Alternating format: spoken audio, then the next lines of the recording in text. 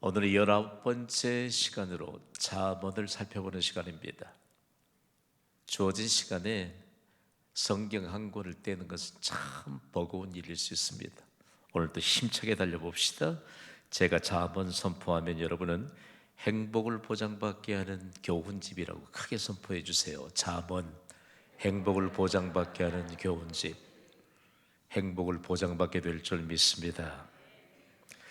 잠언의 명칭이 많은 경험이 비유로 응축되어 있다라고 하는 의미에서 비슷하다, 비유라고 하는 이 의미를 가진 히브리어 마샬이 바로 책의 제목입니다.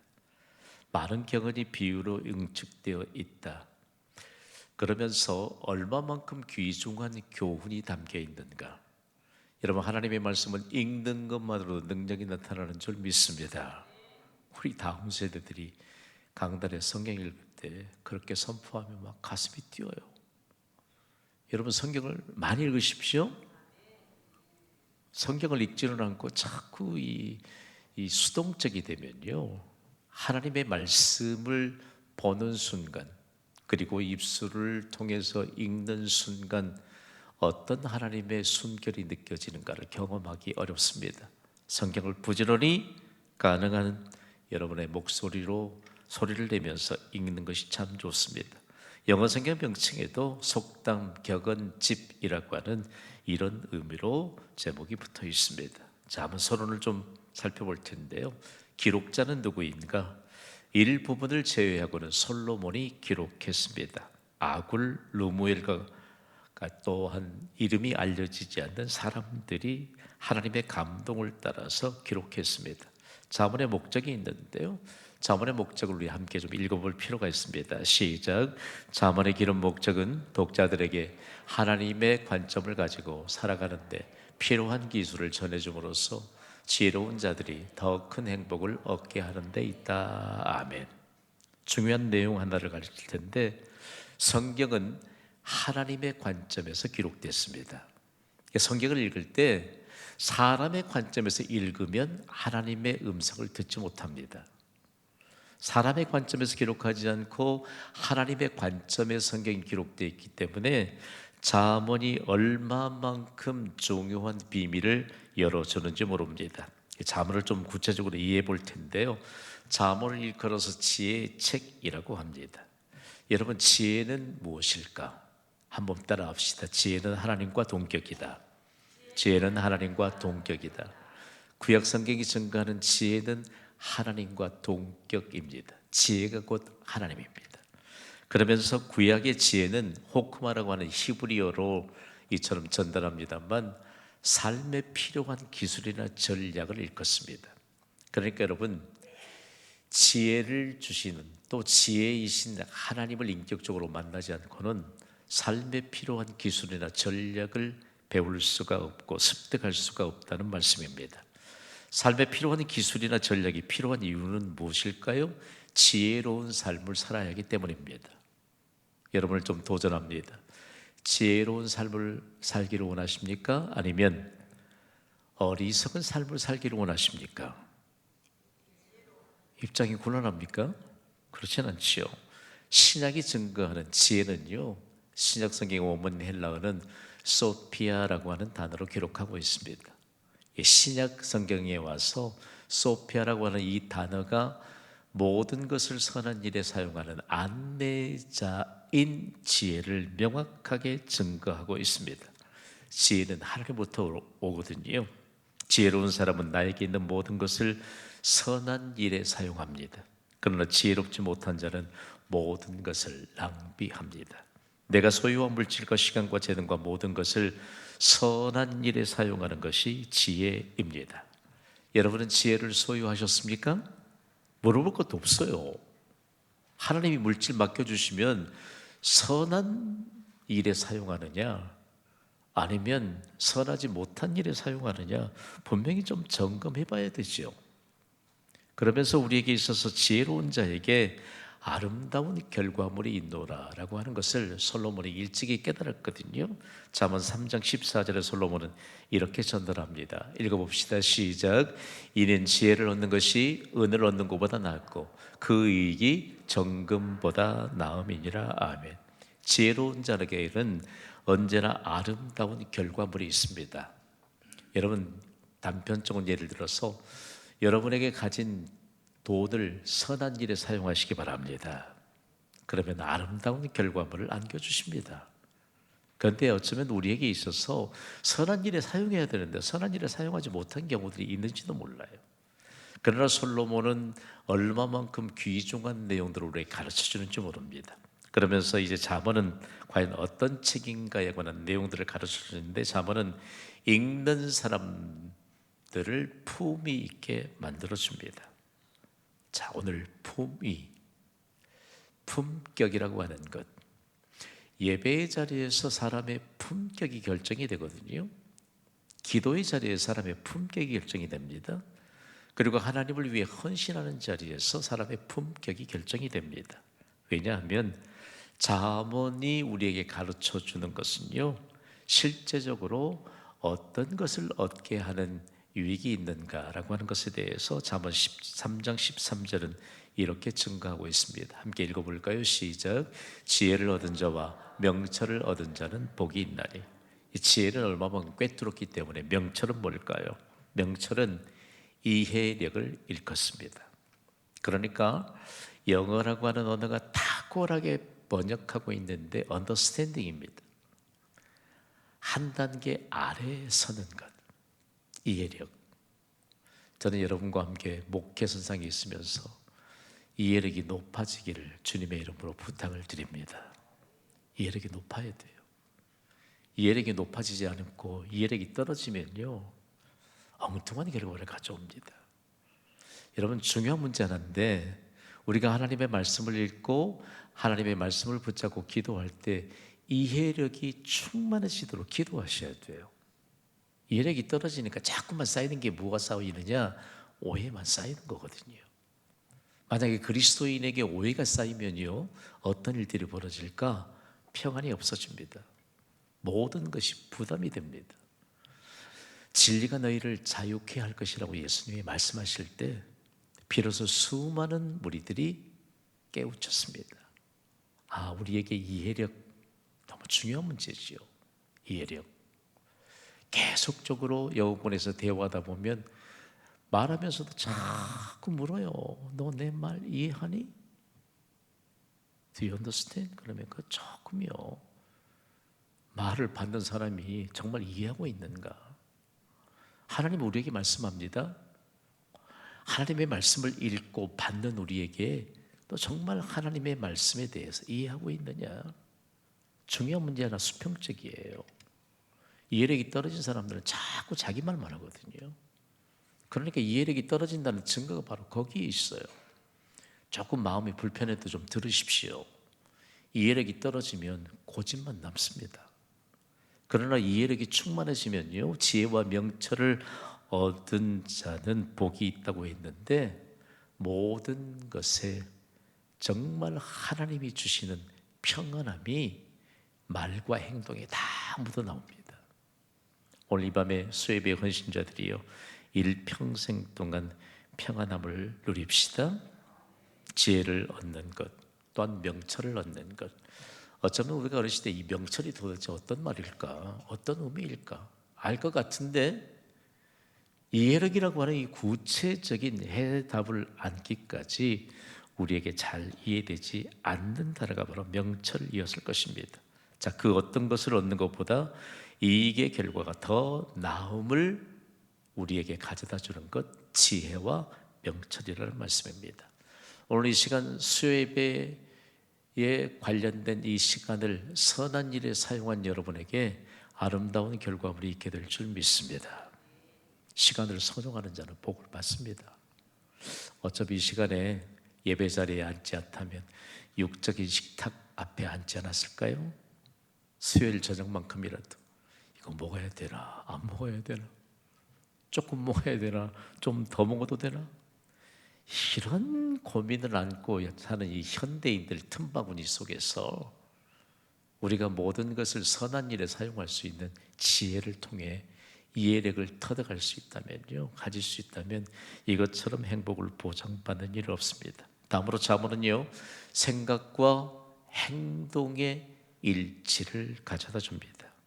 자, 생각과 행동의 일치를 가져다 준다고 할 때 하나님의 말씀을 먼저 받았던 히브리인들에게는 참 수준 있는 생각들이 있었습니다. 우리는 원래 수준 있는 사람들이었을까요? 수준이 좀 떨어진 사람들이었을까요? 수준이 있는 사람들이었다고 그들은 그렇게 어린아이 시절부터 그렇게 가르칩니다. 그러나 죄로 인해서 상실해 버렸습니다. 잠언은 원래 우리에게 있던 하나님의 수준을 찾게 해줍니다. 성경을 읽는다라고 하는 것은요, 성경을 읽는다, 성경을 읽는 그 자체가 복이 되는 것은요, 우리에게 하나님의 수준을 되찾게 해주는 귀중한 은혜의 통로가 되기 때문입니다. 솔직히 고백해 보세요. 성경 읽는 거 별로 재미없는 분들이요, 오늘 이 시간부터 좀 전환합시다. 성경은 재미있어요. 진짜 얼마나 재미있는지 몰라요. 목사가 설교 준비하기 위해서 성경을 읽는다면 그것처럼 고된 일이 어디 있겠어요? 그렇잖아요. 다 있으니요, 하나님의 말씀이 꿀과 송이꿀보다 더 달도다. 현대적인 용어로 해석하자면 우리가 가장 좋아하는 음식보다도 훨씬 더 맛이 있다는 말씀입니다. 누가 용기가 있는지 모르겠어요. 여러분이 가장 좋아하는 음식이 뭡니까? 대답 안 하실 거예요, 아마. 중요한 문제 하나. 그러니까 하나님의 말씀이 얼마만큼 우리에게 양약이 되는 것인가라고 하는 사실들을 경험하는 사람들은 압니다. 자, 이제 하나님의 수준으로 살도록 하필 오늘 잠언을 통째로 우리가 살펴보는 시간에 여기 오셨어요. 제가 오늘 쭉 보니까 누가 여기에 앉아있는데 다 알 수 있을 것 같아요. 다 알아요. 그러니까 앞으로 하나님의 수준이 아닌 인생을 살려고 작정하지 마십시오. 저도 여러분을 바라볼 것이고 하나님도 여러분을 바라볼 겁니다. 하나님의 수준으로 살아야죠.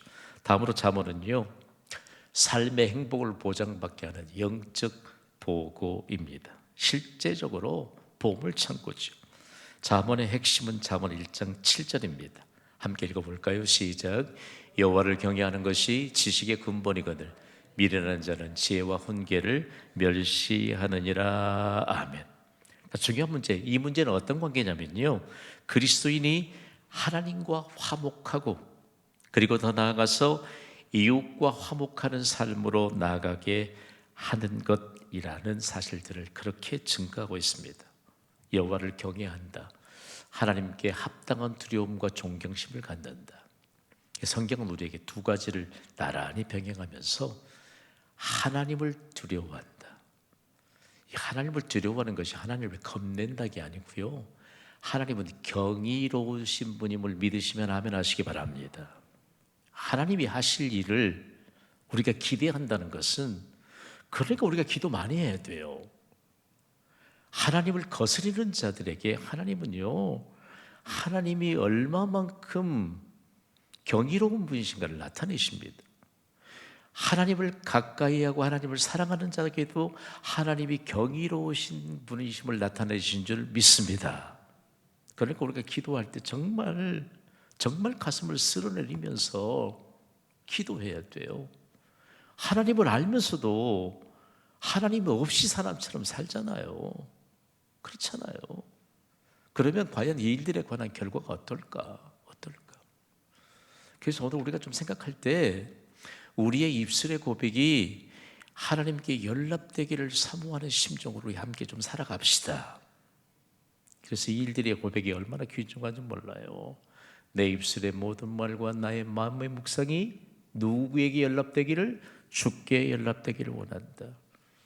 다윗에게 하나님이 복을 주신 이유가 있습니다. 이런 고백으로 살았거든요. 그러면서 구체적으로 하나님과 화목의 관계, 그리고 더 나아가 이웃과의 화목의 관계인데, 여기에 근본이라고 말했을 때 근본은 시작을 말합니다. 여러분, 모든 일의 시작은 하나님께 있습니다. 우리의 인생의 시작도 하나님께 있습니다. 하루의 시작이 누구에게 있죠? 하나님께 있습니다. 그러니까 근본이 바로 시작이라고 하는 것인데 시작을 매우 중요하게 여기는 것입니다. 이제 지혜를 따라가는 자는 지혜로운 자가 되는데 그러나 지혜를 따르지 않으면 어리석은 자가 되고 맙니다. 잠언에는 여호와를 경외한다라고 하는 내용이 18번이나 등장하게 됩니다. 그래서 하나님을 경외하는 것을 어디로부터 배우는가? 여러분, 하나님을 경외하는 것을 어디로부터 배울 수 있나요? 따라합시다. 부모를 공경하는 것으로부터 배운다. 시작. 부모를 공경하는 것으로부터 배운다. 자, 우리나라는 효심이 깊은 민족입니다. 선교사들은 복음을 전하는데 부모를 그렇게 깎듯이 공경하더래요. 그러니까 하나님을 경외하는 일에 대해서 이미 문을 활짝 열어놓으신 이 하나님의 역사에 대한 것들을 선교사들이 먼저 본 것입니다. 그러니까 조상적 죽은 조상을 향해서도 공경심을 놓지 않았던 이와 같은 효심이 이제는 정말 하나님을 경외하는 것으로부터 전환되면서 한국에 급격한 성령의 바람이 임하는 것입니다. 그러므로 우리에게 있어서요, 부모님께 효도하는 것은 그거 상식 아니겠어요? 그러나 성경에도 마찬가지지만 상식선을 벗어나는 사람들이 우리가 사는 상황에 참 많습니다. 그래서 부모는 과연 어떤 사람들인가? 부모는 하나님이 이 땅에 보내신 하나님의 대리자라고 그들이 구체화된 삶의 가르침을 바탕으로 펼쳤던 것을 종교개혁자인 마르틴 루터가 그대로 다시 재해석하면서 종교개혁의 승리의 깃발을 들 수 있었습니다. 틀림없는 표현이죠. 여러분, 효도하는 자녀들에 관한 내용들을 그대로 옮겨주면서 히브리인들이 이런 내용으로 하나님을 경외하는 것을 가르쳤거든요. 저는 얼마나 충격을 받는지 몰라요. 함께 읽어봅시다. 시작. 하나님과의 관계가 깨져서는 안 된다. 기억하시기를 바랍니다. 자녀들에게 가르치세요. 하나님과의 관계가 깨져서는 안 된다. 안 된다. 절대로 안 된다. 하나님과의 관계가 깨져서는 안 되는 거거든요.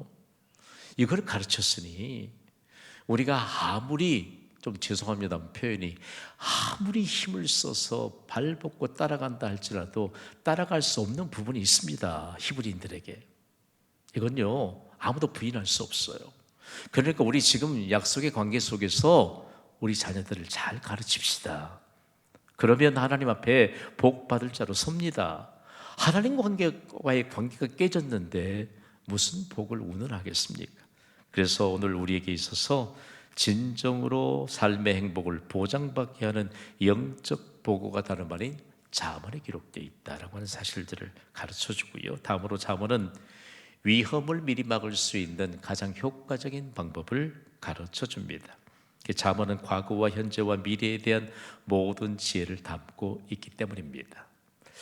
다른 생각들을 가르치고 있는 다른 종교나 다른 철학이나 이런 데 보면요, 과거에 대해서 굉장히 도외시하려고 하는 그런 경향이 있습니다. 그러나 성경은 과거, 현재, 미래에 대한 모든 것의 주관자가 하나님이신 것을 가르칩니다.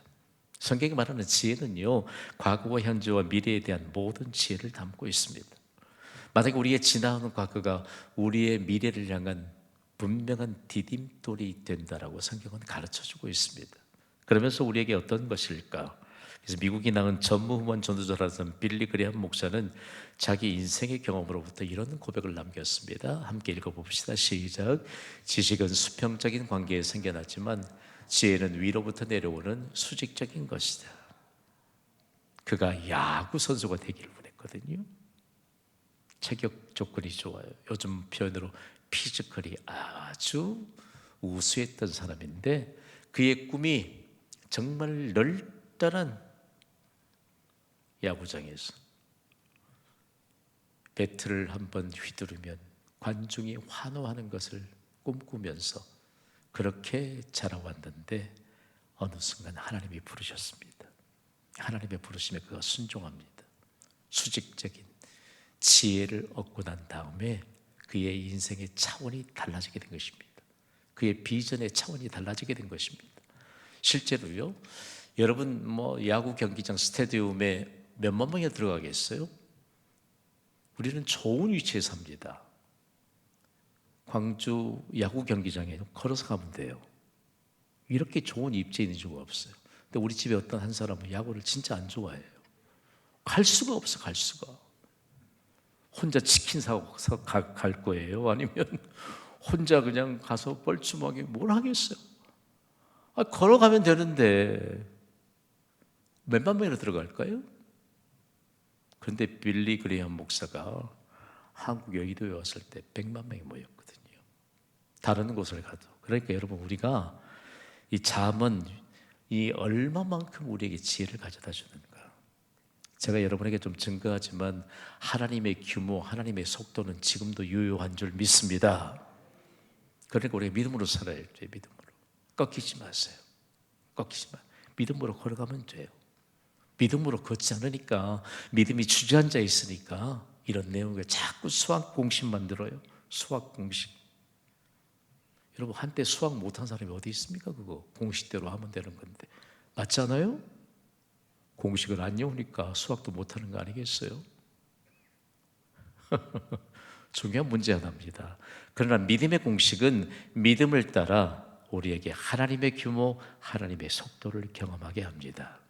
이것이 수직적으로 내려오는 지혜를 바탕으로 오늘 이 시대의 우리를 향해 나아가게 하신 놀라운 하나님의 은혜.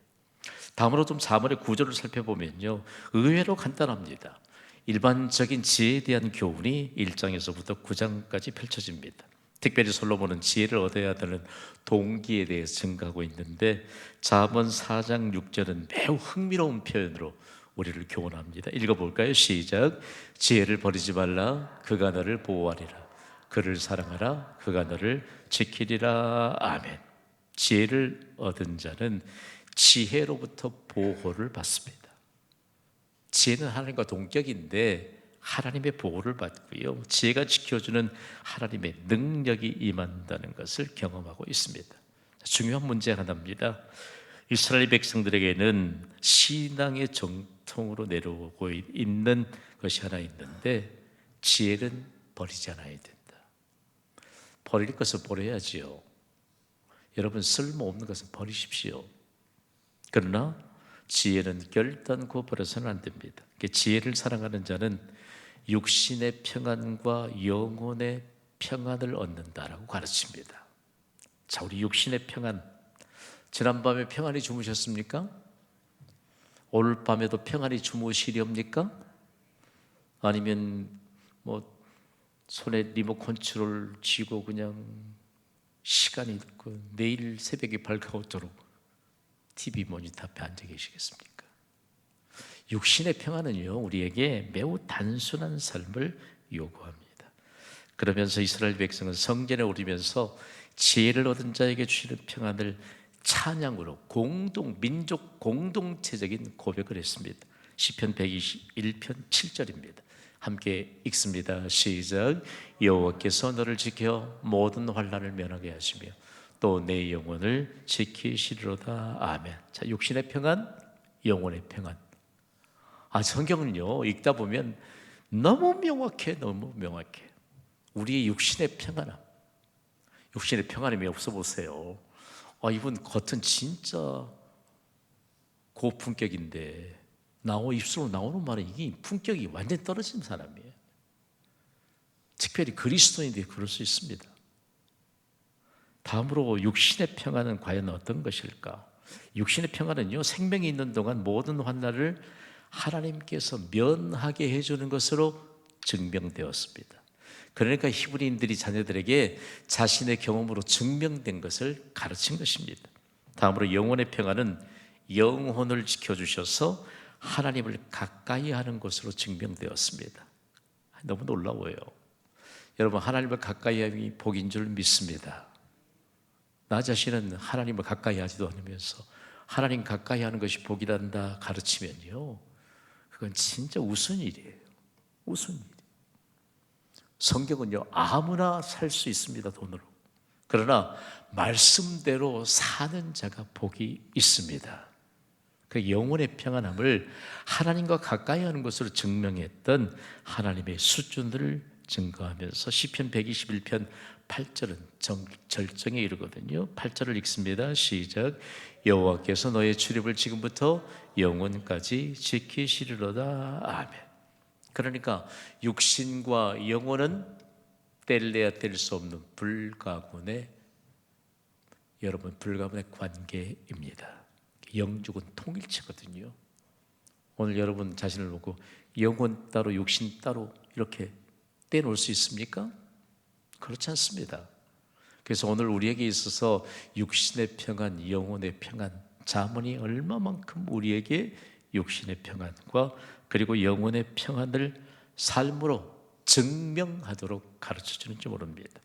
다음으로 잠언집이 10장에서부터 31장 9절까지 기록되어 있습니다.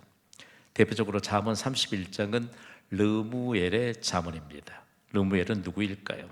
그가 가진 이름을 통해서 어떤 인물인가를 알 수 있습니다. 제가 르무엘 하면 여러분은 하나님께 속한 자라고 말씀해 주세요. 르무엘. 자, 르무엘에 대해서는 정확한 해답을 찾을 수가 없습니다. 그러나 솔로몬과는 다른 인물임에 틀림이 없습니다. 중요한 것은 단지 르무엘이 주는 교훈이 무엇인가를 살펴보는 것이 중요합니다. 중요한 것은 르무엘의 왕의 어머니가 아들인 르무엘을 교훈하고 있습니다. 이 국정을 감당하는 자를 겨냥하고 있는데 무엇을 경계할까요? 두 가지입니다. 뚜렷하게 두 가지 핵심인데, 먼저는 여자를 경계하라고 말씀합니다. 다음으로는 포도주와 독주를 삼가라고 경고합니다. 자, 알코올 중독의 위험성을 경고하고 있는데, 고대에도요, 왕에게 있어 술 취함은 특별히 위험한 것이었습니다. 조금 곁길로 돌아가 볼까요? 고대 사회에서 전쟁이 발발했던 이유가 뭔지 아세요? 왕이 부부싸움하면 군사 이끌고 전쟁하러 갔어요. 그런데 거기에 무엇이 작용했는가? 알코올이 작용했습니다. 그러니까 왕이 술을 마시면 매우 위험한 지경에 빠뜨리게 된다라고 하는 것입니다. 그러면서 판단력과 기억력을 흐리게 하는 것이 술이라고 하는 것을 가르치고 있습니다. 여러분 집에서 자녀들에게 좀 가르치고 있는지 모르겠습니다. 왕의 술 취함이 백성들을 슬프게 만들어버리는 위험한 요소이다. 다음으로는 왕은 공의를 잊어버려서는 안 된다고 교훈합니다. 잠언 31장 9절입니다. 읽습니다. 시작. 너는 입을 열어 공의로 재판하여 공고한 자와 공핍한 자를 신원할지니라. 아멘. 거기에 입을 연다.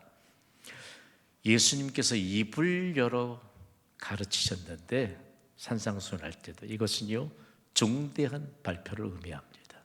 자, 기억하기 위해서 입을 열어, 제가 선포하면 여러분 중대한 발표라고 말씀해 주세요. 입을 열어 중대한 발표. 여러분 혹시 가정회의 할 때 입 꾹 다물고 계십니까? 그렇지 않죠? 입을 열으셔야 부모가 중대한 것을 발표합니다. 자, 신원할지니라, 이 말씀의 의미는 억울함을 풀어줘야 한다라고 말합니다. 그래서 예수님은 구체적으로 우리가 얼마만큼 하나님 앞에 매달려서 기도해야 될 것인가, 아무리 악한 재판관이라 할지라도 계속해서 강청하는 자의 요구를 들어주실 것이다 라고 하는 전제하에 예수님이 가르칩니다. 유도 질문에 넘어가지 마세요. 여러분 기도해도 뭐 잘 안 됩니까? 벌써 감을 딱 잡아버리셨네. 여러분 기도해도 잘 안 됩니까? 예수님이 가르친 기도를 여러분 기억하셔야 돼요. 아무리 악한 재판관이라 할지라도 억울함을 호소하는 것을 계속 반복하는데, 이것에 대한 내용들, 왕은요 이처럼 중요한 내용들을 감당하는데, 왕은 결단코 사회적인 위치에 상관이 없이 공의로 재판해야 된다라고 하는 뚜렷한 구별, 직임이 바로 왕에게 부여되었다는 사실들을 알고, 르무엘의 어머니가 왕인 아들 르무엘을 교훈하고 있습니다. 이런 왕의 구부를 따라서 통치한 왕들은 선한 왕으로 많은 업적을 남겼습니다. 그러나 공의를 떠나버린 왕들은 악한 왕이라는 불명예만 남겼습니다. 공의로 이신 하나님, 만왕의 왕이신 하나님의 자녀된 우리에게 많은 교훈을 줍니다. 다음으로는 이제 현숙한 여인에 대한 교훈이 잠언 31장 10절에서 31절까지입니다. 여러분 많이 들어봤잖아요. 현숙한 여인. 잠언 31장 10절을 먼저 읽고 우리가 말씀을 받습니다. 읽습니다. 시작. 누가 현숙한 여인을 찾아 얻겠느냐? 그의 값은 진주보다 더하니라. 아멘. 솔로몬 당대에 가장 값진 보석인 진주. 진주가 가장 값진 보석이었습니다.